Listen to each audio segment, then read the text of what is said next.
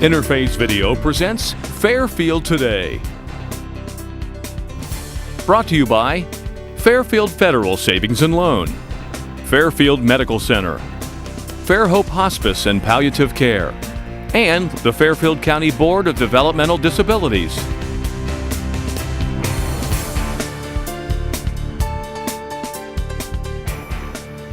Hi, and welcome to Fairfield Today. I am your host, Temple Custer Montanez, with the Fairfield County Board of Developmental Disabilities. And I have a really rare treat today that I get to go into the home of a really special family and a really special mother. And we're going to talk a little bit about Fairfield DD's early intervention services. So I'd like to welcome you into the home of Heather Bueller and her husband, John, who is working today, but we have to make sure we give him credit where credit is due. Hi, Heather. How are you? I'm fine.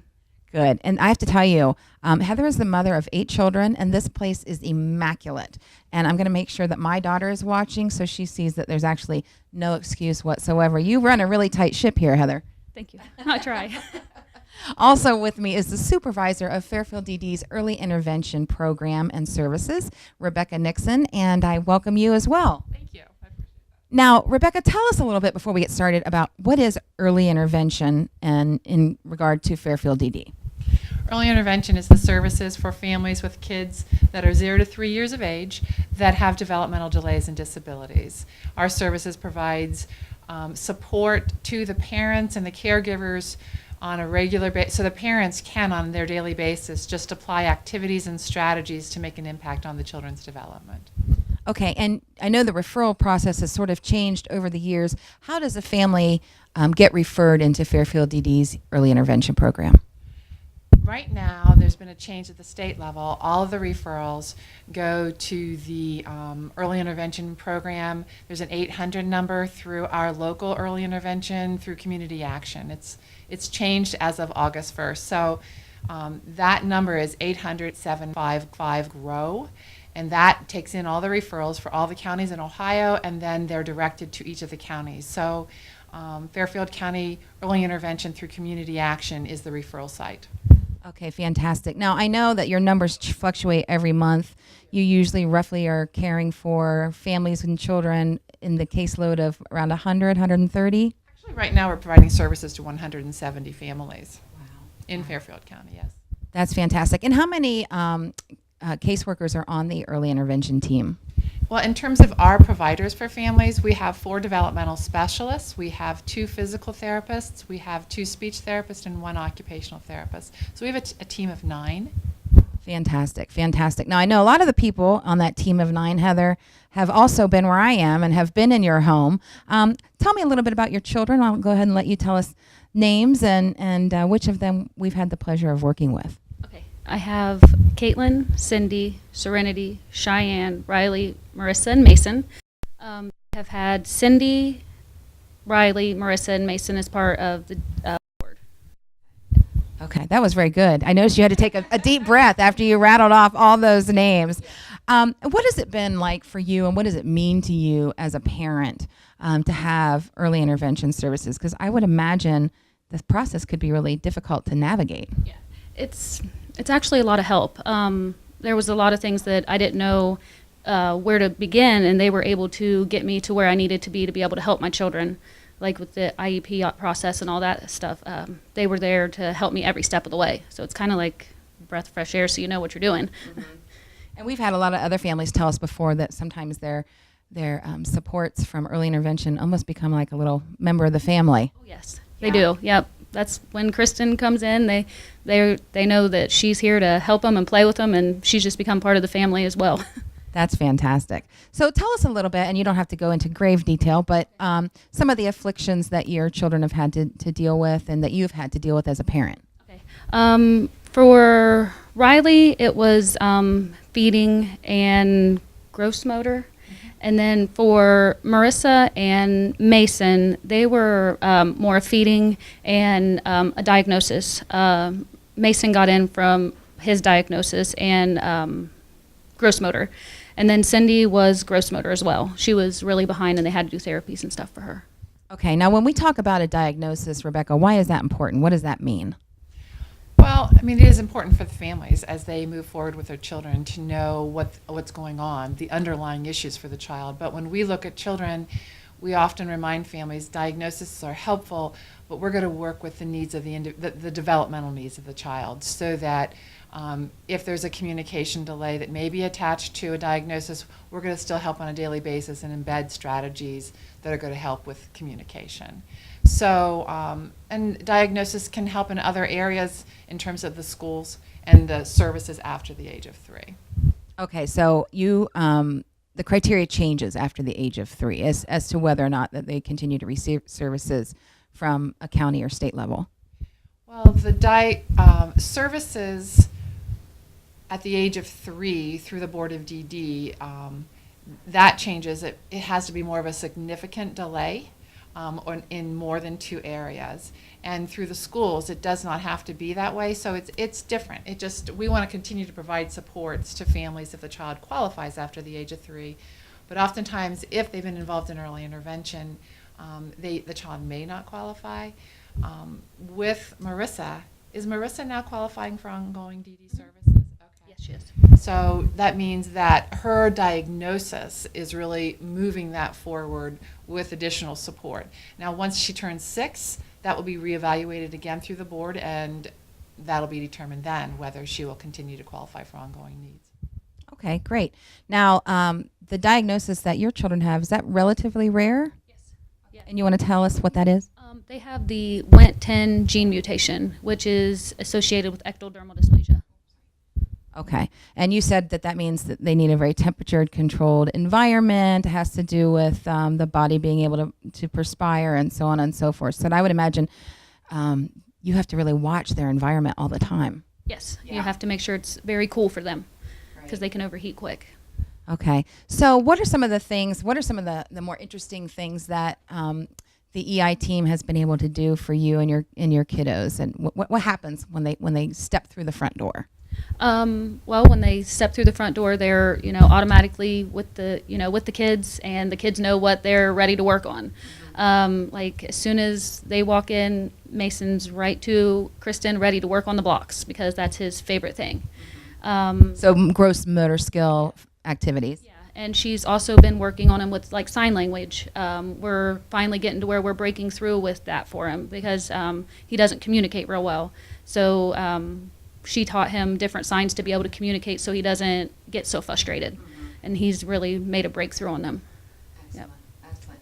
And if I could add, that's one of the outcomes. I reviewed their individualized family service plan that they're working on right now, and that is one of the outcomes for Mason, is to help support him in his communication so he doesn't get as frustrated. That is not an uncommon issue for little ones at this age when they don't have the skills to heighten that level of frustration. So.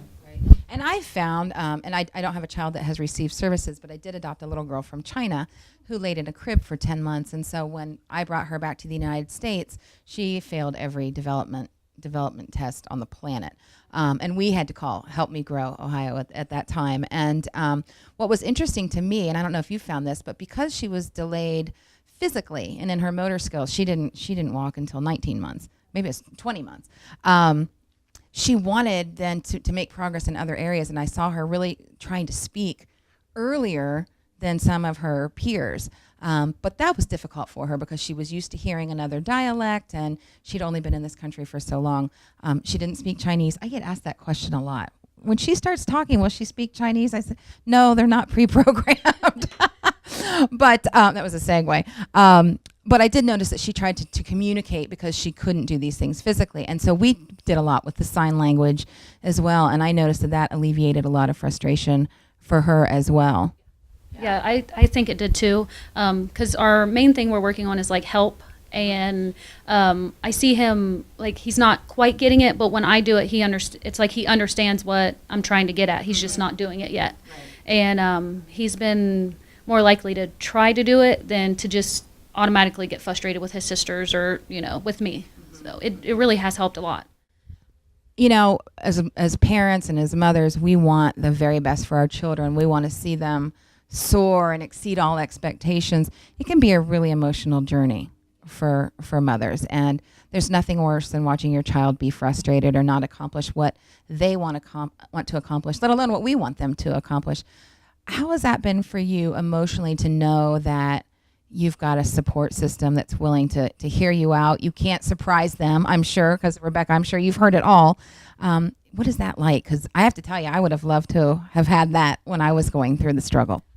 It's really reassuring. When I have my, my down days, sometimes Kristen will be here and she'll just, help me realize that he's made so much progress and that she's always there to help. And I can text her anytime that, I need help with something. It's great having that type of support because, like you said, it really can be emotional and hard to figure out how to help them when you don't know how. Right. And do you think that that's a key component for someone that maybe isn't taught in school or grad school, but when you get out on the job, we don't like to talk about sympathizing, but we talk a lot about empathizing at Fairfield DD. Is that something you see in your staff as being pretty vital? Well, it's truly the foundation of the way we provide our services is a relationship-based program. And so when we call Kristen Garabrandt, the primary service provider, she can bring in other people from our team to help support. But Heather's going to know that Kristen's always going to be the lead, and that allows her to have that relationship that may involve those kind of intimate conversations that you'd have with a friend that shares the whole package of emotions as a parent. There's such a pressure for parents to feel that their child has to make changes fast sometimes, that always remembering that you need to understand what typical development is like for children in that age range, but you also have to look at your individual child and look at the gains, the small gains that move into the big gains. I think that those baby steps are so crucial, and sometimes we want to make that faster than it happens naturally. So, yeah. And I think every parent feels that way, whether they're dealing with any type of affliction, that you think, gosh, is this ever, my daughter has horrific eczema and she's 12 and we're still battling it. It's like having a baby with croup. And there are times I think, have I done it all? Like, what else could we possibly do? And I think we all need to remember sometimes as parents that, there is no normal. I mean, what's normal for her is not normal for another child, or typical. And, that you have to embrace those small victories. So how does this work as a family dynamic? Because you said that you stay home with 8 children, which right there in and of itself, you should be wearing a crown. And your husband then goes off and works to provide for the family. How do you keep a sense of normalcy around here? And again, by normalcy, I mean for you, keep everyone well-rounded and everyone connected when there's so much labor involved, not only in raising 8 children, but raising, half of them with some very specific needs. We try to spend as much quality family time together as we can. We try to keep it like things scheduled, so they kind of know what's going on when they come in. And the main thing is we just try to spend that family time together as much as we can. Is it hard to keep your husband in the loop as far as the IEPs and the therapy plans and who's visiting and what doctor's appointments and things of that nature? Sometimes, yeah. Because with him working most of the time, he doesn't get to make some of those appointments. He tries to make the main ones, but a lot of those, it's me filling him in. But he has been able to meet with a couple of the people that we work with, and they're really well about filling him in on what's going on, and he tries to stay in the loop as much as he can. Right. Well, that's good because that would not be easy to do, I wouldn't think. Now, with EI services, do the frequency of the visits by the caseworker or the team leader, does that vary from family to family based upon need? It does. So that's reviewed at as I referred to the Individualized Family Service Plan, the IFSP, that is reviewed with their service coordinator and with their primary service provider and the parent, and they determine how often the service is based on that outcome that we talked about, what that need is going to be, what the frequency is going to come from that. And so then with that, then is there ever a little bit of a window where Heather could call Kristen and say, help? Yes, Yeah. and oftentimes in the beginning of providing services for families, you feel that energy. You're helping build up the confidence and competence of parents, to help them understand that us coming out more isn't what it's all about. It's the in-between visits. It's the activities that families are using, and it's not just the parents, it's engaging the other children too, which is so cool with Heather's family, that the strategies in between visits is the meat, so that when, like say when Kristen's coming back into the home, Heather's saying, guess what he's doing? Guess what he's done since you saw him last? And they're rejoicing and, you know, being joyful about those, and then, okay, where do we go from here kind of a thing. So it's that kind of a conversation that's the ongoing that's going to make it. And I just want to add about Heather and her family, because I've known her for a few years, is I always smile when we have family events and Heather comes in. She does not shy away from coming because she's got 8 children. She brings support people, and it's always just a joyful time with Heather and her family. And her children, they just beam with love and happiness. So I just really want to say that's such a sweet situation you have going on there, girl. Thank you. Well, and I know we met during March, during DD Awareness Month, because you were at an event at the library.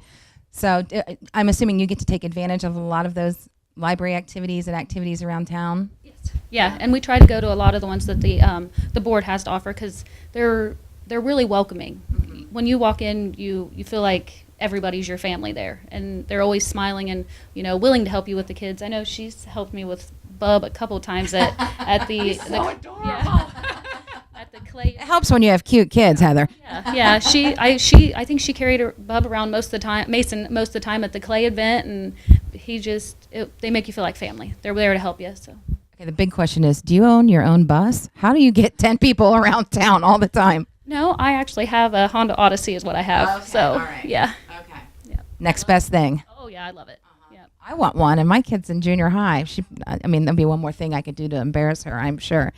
Well, when we come back, we're going to get a chance to meet some of these little pumpkins that we've been talking about, because, you know, we're all about talking to people, not always about them. So stay tuned, and you'll have a chance to meet some of the Bueller children.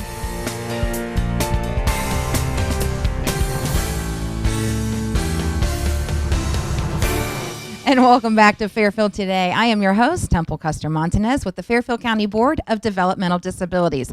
And once again, I have one of the roughest jobs, I think, at Fairfield County, because I'm here playing toys. And by the way, if I don't make it back, yes, you're right. You're exactly right. And if I don't make it back to the office today, you might find me here playing Barbies. Would you guys care if I stayed here and played with you all day? Yeah, would that be fun? Oh. Yeah. You know what, Mason? They told me you didn't talk, but I don't think that that's true. I think you're a little ham. What's your name? You want to tell me? What is it? Boat. Oh, okay. Yes. Everybody got that. Boat. Okay. You're a strong Mason. Okay. And what is your name? Cheyenne. Cheyenne.